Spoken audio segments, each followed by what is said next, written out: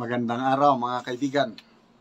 Ito, mayroon ng kasagutan ang PDP Laban, grupo ni Pangulong Rodrigo Roa Duterte, doon sa bumili ng suka speech ng Pangulong Marcos Jr.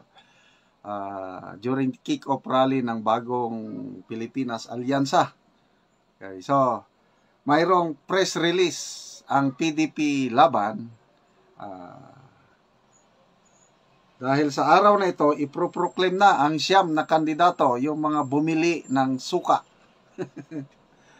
So ito, post ni Optic Politics, isinare niya ang press release ng PDP Laban 1 hour ago.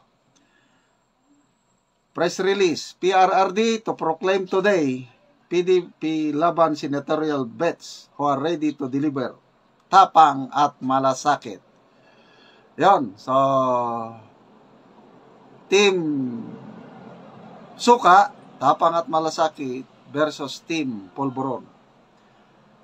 Former President and PDP Laban Chairman Rodrigo Duterte will proclaim today its 9 senatorial candidates for the 2025 national election at Club Filipino in San Juan City from 1 p.m. No, baka ngayon nagsisimula na kasi 1:35 p.m. na ngayon. The party expected to demonstrate anew its unity and strength under the leadership of Duterte and Party President Senator Robin Padilla, emphasizing the party's tapang at malasakit brand of governance. Yan, tapang. Kailangan natin ngayon. Lalo na, dumarami na ang mga nagpupulburon session. Pinopost pa nila sa social media. Wala nang takot eh. The 9 senatorial candidates are Senators Bongo, Bato de la Rosa, lawyer and singer Jimmy Bundok, lawyer Raul Lambino, former actor Philip Salvador, lawyer J.B. Hinlo, with guest candidates, Representative Rodante Marcoleta, Pastor Apollo Kibuloy, and former Executive Secretary Attorney Vic Rodriguez. All of the senatorial candidates of PDP Laban share the party's principles of solidarity, justice, equity, social and intergenerational responsibility, self-reliance, efficiency, and enlightened nationalism.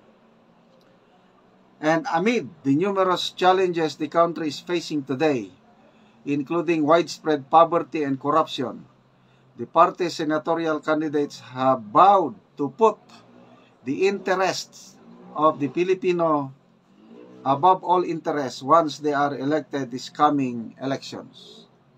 All 9 senatorial candidates of PDP Laban are ready to deliver the tapang at malasakit brand of public service to the public that was the hallmark of PRRD's administration, and they will continue to fight illegal drugs, criminality, and graft and corruption. Wow! Fight illegal drugs. Kailangan natin ito. In a previous statement, PDP Laban called on the electorate to vote intelligently or choose candidates who have the heart to truly serve the country, seek the betterment of every Filipino citizen regardless of religion, social status, or political affiliation, and fight corruption. The party also urged the electorate to shun those who have been employing dirty political tactics, including the weaponization of institutions to bring down or discredit the Marcos Jr. administration critics. Okay? So, yan po. Tapang at malasakit ng Team Suka versus Team Polvoron. So, the choice is yours. Merong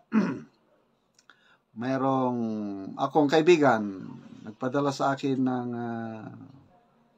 post ni Ado Paglinawan. Sabi ni Ado Paglinawan, isang political analyst, na kung boboto ka sa majority or sa bagong alyansa, sa slate ng administration, parang bumoto ka na sa impeachment ni VP Sara. Kailangan, sabi ni Ado Paglinawan, botohan natin straight ang PDP laban candidates para masigurado natin na hindi ma-impeach si VP Sara, kasi si VP Sara lang ang pag-asa ng ating bansa. Kaya God save the Philippines, yun ang mensahe ni VP Sara. Kasi according to Mr. Rigoberto Tiglao sa kanyang article,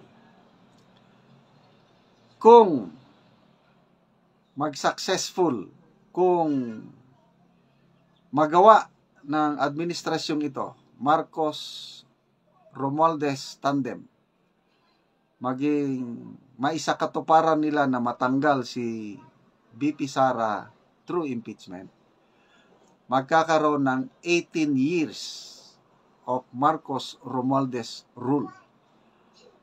6 na taon si PBBM, susunod 6 na taon si Speaker Martin Romualdez, another 6 na taon si Sandro Marcos. Yun yung opinion ni Mr. Tiglao kung maging matagumpay sila sa pag-convict kay VP Sara through impeachment. But sabi ni Mr. Tiglao, malabo daw yun mangyari. Kasi marami pa ring nagmamahal na mga taong bayan nagmamahal kay VP Sara. Lalo na sa Senado na maraming mga senador na boboto sa acquittal ni VP Sara. Sa ngayon, 19th Congress. Kaya let's vote wisely sa May 2025. Dapat manalong senador, yung may tapang at malasakit, na handang depensahan si VP Sara, our only hope para makabangon tayo sa pagkakalugmok. Mabuhay ang mga PDP laban candidates. Tapang at malasakit. Go, go, go, go. Okay mga kaibigan, paulit-ulit ko itong sasabihin, yung pasalamat sa inyong panunood sa ating channel. Nagkakaroon tayo ng income sa YouTube dahil sa inyo, at ang income na ito ginagamit pa rin natin, ibinabalik sa sangkatawang Pilipino. Lalo na yung tribong Talaandig ng Bukidnon, namimigay tayo ng libreng yero at pako para ang tribo makapatayo ng sarili nilang bahay or ma-repair nila ang sira-sira nilang bahay. Kaya panoorin nyo ang video na ito, kabalikat kayo sa pagtulong, at salamat sa panonood niyo, lalo na ang mga hindi nag-i-skip ng ads. Ngapon sa tanan nga nagatan sa video ni Ana Medere sa Ubos Kalapat, ug muna ni ang balay adtong Balo nga kadtong nagatuluan. So iya nang gitaod sa iyang balay tong hero, og iya nagyugi atong